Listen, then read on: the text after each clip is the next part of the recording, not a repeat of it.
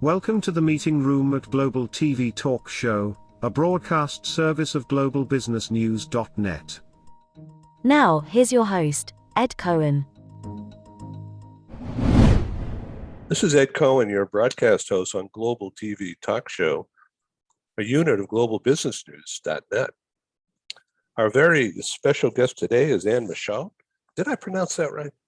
Yeah, that's right. Thanks, Ed. Okay, great. She's the author of this super cool book, Why They Stay Married. Tell us about the title and how long did it take you to come up with that? It's probably like a no-brainer to you, right? The title itself was a no-brainer. We were in 2014 discussing, it was my literary agent and me, and we talked about, well, is Hillary Clinton going to run for president? And why did she stay in her marriage? And how did the American people feel about that? And so Why They Stay was a fairly natural choice. And then I started looking around for other political couples who had made the same choice, I had been and still am a journalist and covering politics. And so I wanted to not only look at it as a relationship, but as a political strategy to stay in the marriage. Okay, so let's talk about the nature of the issue. And the issue is humiliation. So let's take millennia for a second, okay? There's plenty of things we can talk about in that list you sent me, but just like the American dream, I mean, this is a woman, a beautiful woman, very poised, educated in her space of modeling and marketing herself. She's a top model, and did fine, did well financially, not like what she married into, but and I understand there's a extensive prenup there. That's what I hear. Nobody told me. It's just what I read about. And so, and now they have this teenager. Barron has grown up. He's I think he's taller than his dad now. It's amazing. He's like 14, 15 years old. So, and she's been protective of the kid, which much to her credit, keeping him out of the limelight. And hopefully he's a normal young man. And, obviously going to be quite privileged, but it sort of makes a lot of sense why she stays married to President Trump. What do you think? Sure. I think, she had a choice to start out with she could have, she was a model here in New York City, doing really well for herself, by all accounts, pretty serious about her career. And she could have chosen any number of men. I think that her choice of Donald Trump put her at a high pinnacle from the start in terms of recognition, and really, even as she was dating him, launched her career much more significantly. I think, there were reports that when the two of them were dating, that they broke up for a while because he was seeing a former girlfriend. And then obviously they got back together and got married. And I think that from all the research I've done, people I've talked to, it was kind of in the back of her mind, well, he may stray again. That's Donald Trump's MO, as far as we know. I've seen a long life and even trumpeting his, conquests with women. But I think that there was some sort of discussion about keeping it a little bit more discreet. Okay, so now let's talk about this little book that you've put together. Um, I love the title, her Tsarina or something. That one. Now were you thinking of the Romanovs or what? I was trying to be a little provocative with that American Tsarina, but I did take it from a discovery, if you want to call it that. I was looking at the Ivana and Donald's first wife, and then Melania, and it seemed to me that he had a lot of connections to the world, to Eastern Europe. And I felt as though the two women had a lot in common in terms of their outlook in life, his first and third wives. And one thing, not to stretch it too far, but I think there is some feeling of comfort with a more authoritarian type of a man who has his own realm, who you just say, okay, you go do your thing, I'm going to do mine. And I'll, on the surface, we support each other. So that's really interesting. Okay, so let's jump around a little bit, okay, and talk about Bill and Hillary. And well, let's talk with that in mind, and keeping focused on Bill and Hillary. They met in college. I mean, it was Yale. This is the land of the brightest, and money had nothing to do with it. They're just bright, bright, bright. And it was a long time ago. And Bill is like 6'6", and Hillary's less than 5'6", And I mean, it's like the odd couple, except mental. And they hit it off, and they became in sync and safety. But now I don't know Bill from a hole in the wall, other than watching him on TV. But it seems like a power guy who's always had people around him looking for one thing or another from him, that she knew what she was getting into. And of course, who wants to be humiliated or taken advantage of? And she's got a pretty sharp mind. She was at Wellesley. So a long time ago, I went to college in Wellesley, down the street from Wellesley College, called Babson. And then I left. I went somewhere else. It's a good school. Yeah, real good. But I couldn't, and I liked everything there was, except I didn't like my course of study, and I didn't care whatsoever about being an accountant or learning about COBOL at the time. But everything to do with social psychology and marketing and public relations, I aced, but not the other. And so I dated some women on and off from Wellesley. It was just down the street, right? And but I never met, Hillary. But I was on campus when she was there,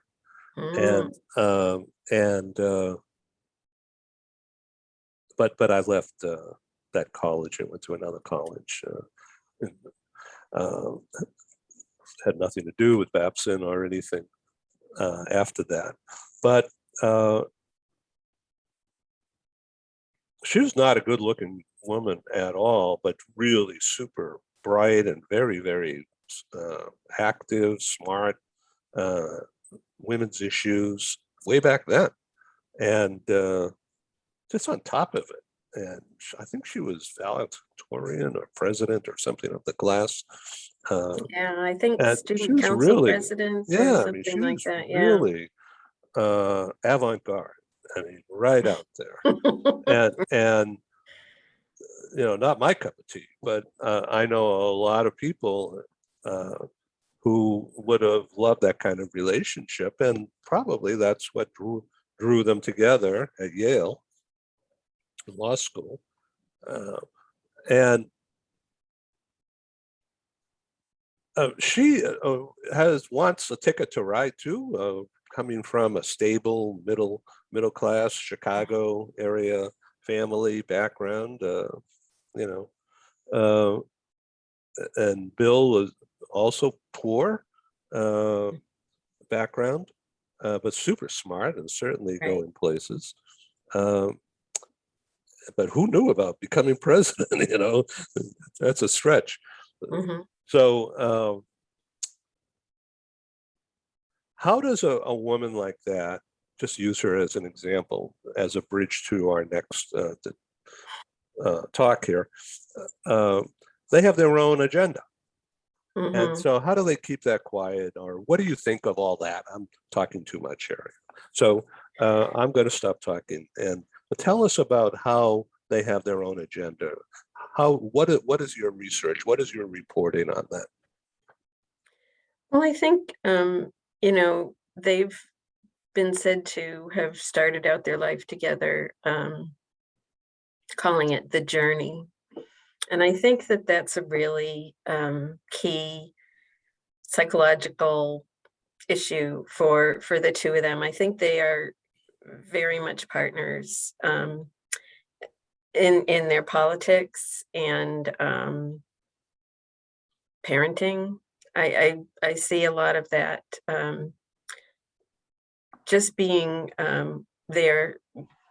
They're there for each other. And I heard a story about Gloria Steinem was talking about being at a party with Bill and Hillary, and she said, you know, you could, when you've been married that long, how much more do you have to say to each other? And yet the two of them, they could be in a room with all these celebrities and or high powered people, and they would talk to each other, not exclusively, but they would always have things to say. And I really think there's a real partnership there. I don't know for a fact, but I think probably Hillary decided that, the sexual fidelity is not the most important thing to her. So she has her own ambitions, probably held them for a long time. It didn't do anything about her other Mm, than to front for women's issues. mhm. Uh, I'm not an expert on her, but I think she was always involved in that early on. Yeah. In the White House, and being out there and Mhm, organizing things from the White House. But mhm. um, let's leave that for a second. Come back to Bill and Hillary in a minute, and we've touched on Trump's. So let's talk about Eleanor Roosevelt, who um, of course I'm not that old, but I did some reading and watched some of these documentaries on TV.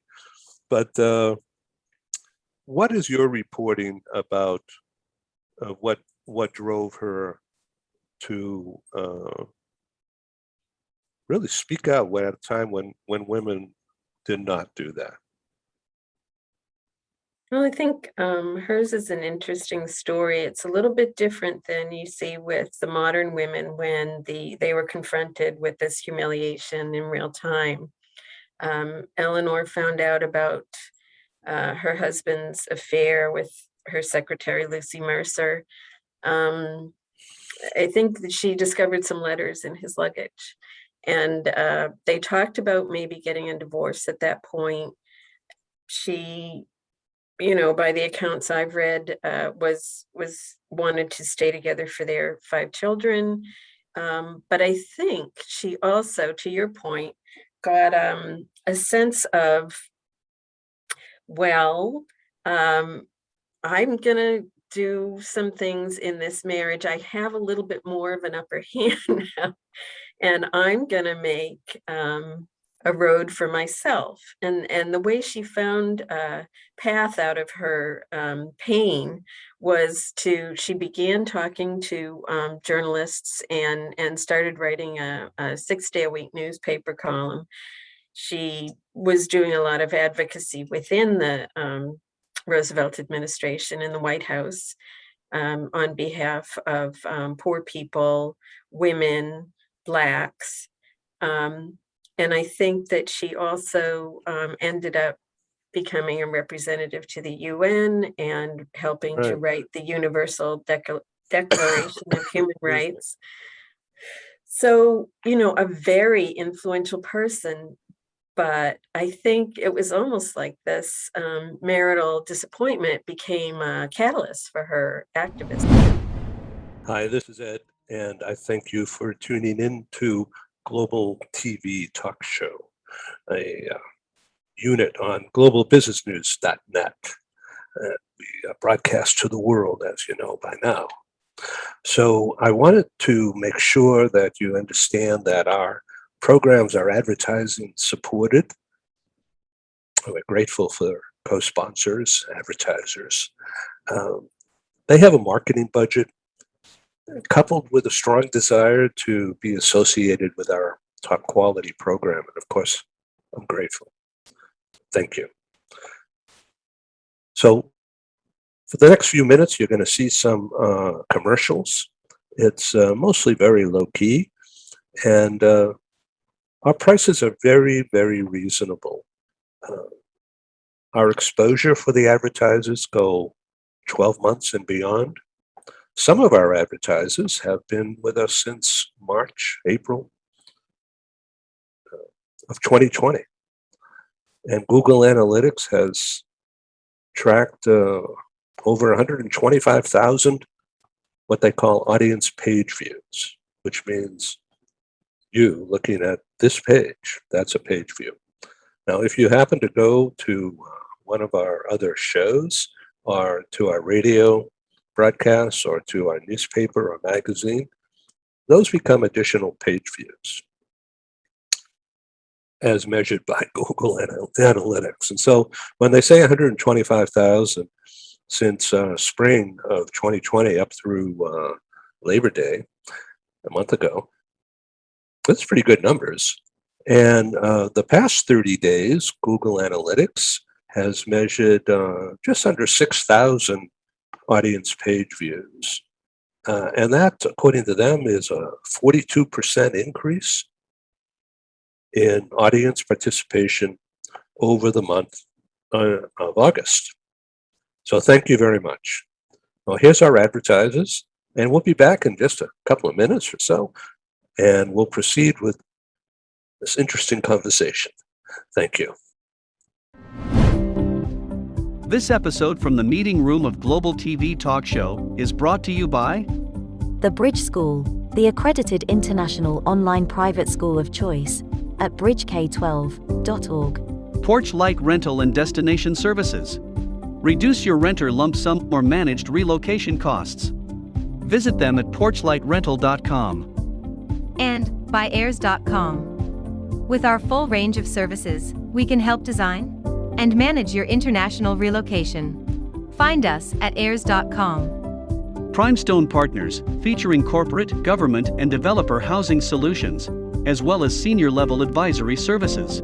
Find them at primestonepartners.com. And by International Auto Source.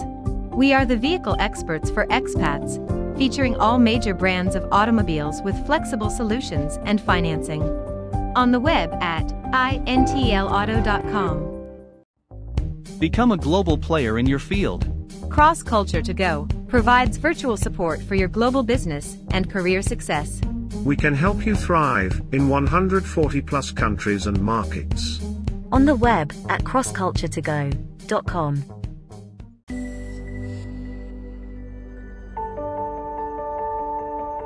Something that's really neat is that the Bridge School partners with various organizations to provide learning for their students. For example, we partner with a major ballet company, and we are able to enroll several of their students into our school. So now not only is the student able to participate in a school and have a seamless transition while they're very active in their ballet career, but now they have other dancers that are with them that are doing some of the same courses. So it's almost becoming a camaraderie where they're taking similar courses, they're working together on their ballet, and really being able to form this great partnership with these organizations to provide a needed service. A lot of times there are student athletes who will spend hours and hours at the gym or at the basketball courts, wherever it is. And if they're attending a traditional school, they're in school from 8 to 3. They get a quick snack, and then they're at the gym for 3 to 4 hours in the evening. Coming to us and having that partnership, they're able to break that up throughout the day. They can have a morning practice, get some schooling in, have an afternoon practice, finish their schooling in the evening. So there's that flexibility. And additionally, if there are tournaments or performances, it's fantastic because if there's a week where they have shows straight through, they can take that week off of learning and then pick back up when they're done. So it offers this great flexibility. And for the program owners of these sports leagues, it is a win-win situation for them because they see this need. They see this need that their students need to make sure that they are obtaining the grades necessary to be successful adults in our country and in other countries. But it provides them an environment where they can be successful at both.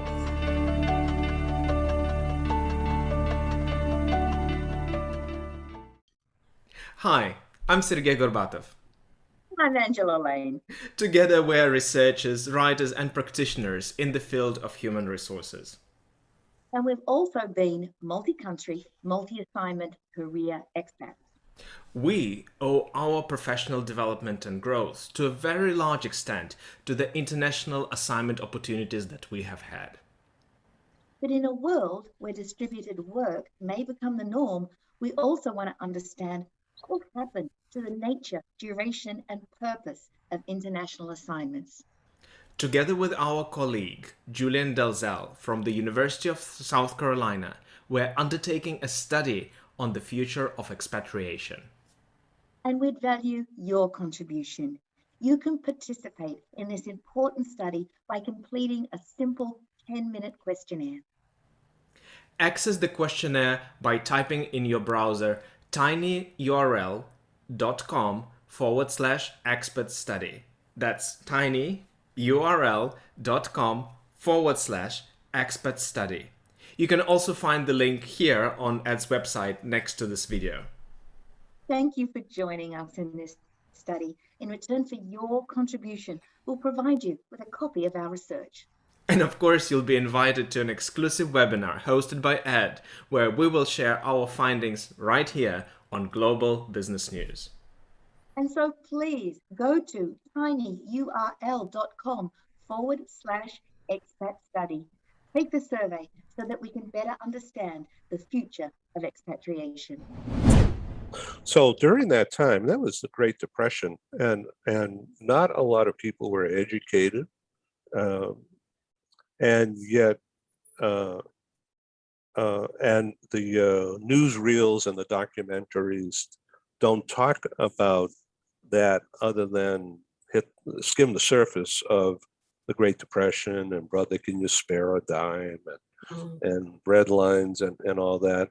But there are millions of people who were working at the time. There's different world, different economy, different jobs. And she appealed to people who would pay attention to her.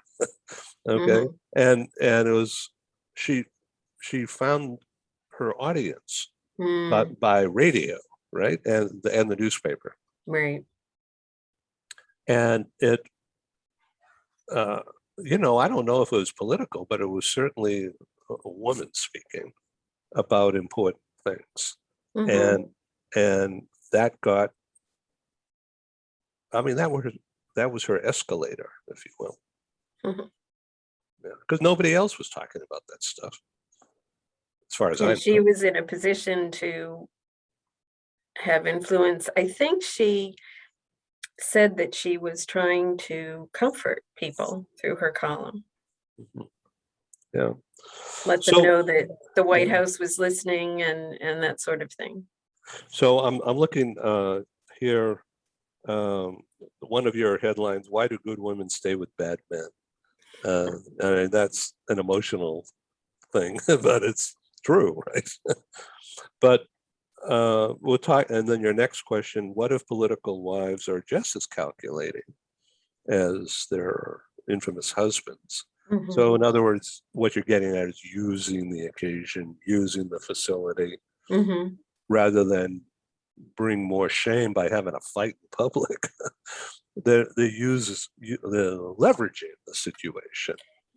To some extent, sure. I think, but I think there are also real genuine um, nurturing, if I could categorize it that broadly, reasons for staying in the marriage. I mean, I think there's you're attached to where you and your husband started out in terms of, we've got this plan for our lives. I think almost in every case they had children and they had to think about that and how does, furthering a scandal or leaving the marriage, how does that play out for the next generation? Um, I think there are also, real political costs to leaving, and perhaps if Hillary had left her marriage, she would have been leaving an extraordinarily popular Democrat, and she wanted to run as a Democrat, probably at that time. I'm sure she probably had that in mind, way back when. As you said, she was a star at Wellesley and made, I think, top 10 college students to watch from Life magazine or something. I mean, she was always an impressive woman. And so I think, there's not just that idea that you want to keep your family together, but I think your political future too. Yeah. So I'm looking at the notes here, and I see that you were honored when working as a reporter for the Wall Street Journal and awarded the Columnist of the Year award by the New York News Publishers Association. Congratulations. Thank you. And then you, it says here that you discovered a surprising pattern as old as the dynastic maneuverings of England's medieval queens. Give us some insight into that, Anne. Sure. I use that as sort of a metaphor for making your way in the world through marriage. And this woman I used as a model was Elizabeth Woodville, who married the man who was going to become king of England. And she got jobs she had like 10 siblings and they all got jobs in court. And she really didn't have any prospects at the time except through what she could achieve by marrying up. She was a widow. She had 2 children.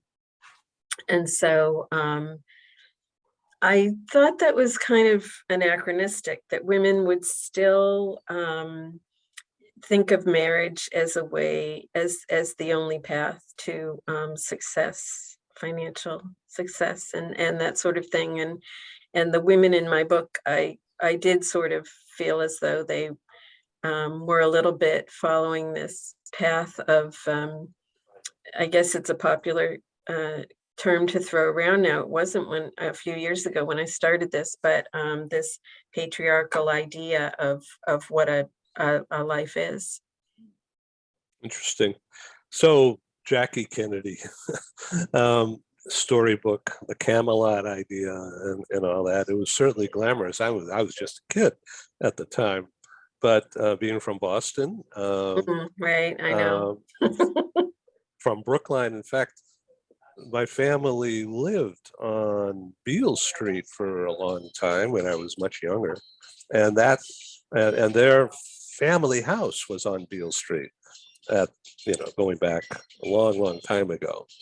So it was like, wow, that family, of course. I was nobody. And so, but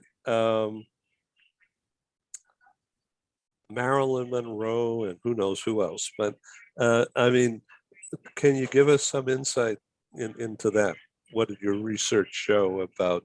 Well, we all know it's so public that she married this old Greek rich guy, but it's even richer than the Kennedys, I think. But so was she ever happy? Who knows?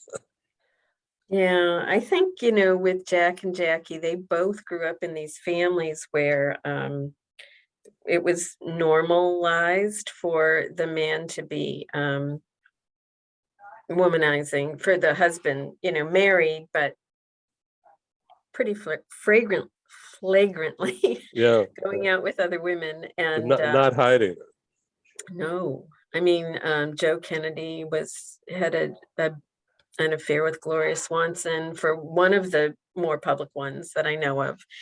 And on Jackie's side, the Bouviers got divorced, but he was a real rogue. And there was a story that I found when she was at boarding school, he would come and visit her for like parents' weekend or something, and they would play a game where Jackie would point to the moms of one of her classmates, and he would either say yes or not yet, meaning yes, I've slept with her, or not yet, I haven't. Sharing that with your daughter? That's weird. Creepy. Yeah. Creepy, yeah. And so I think, she grew up and Jack grew up thinking, well, that's what powerful men do.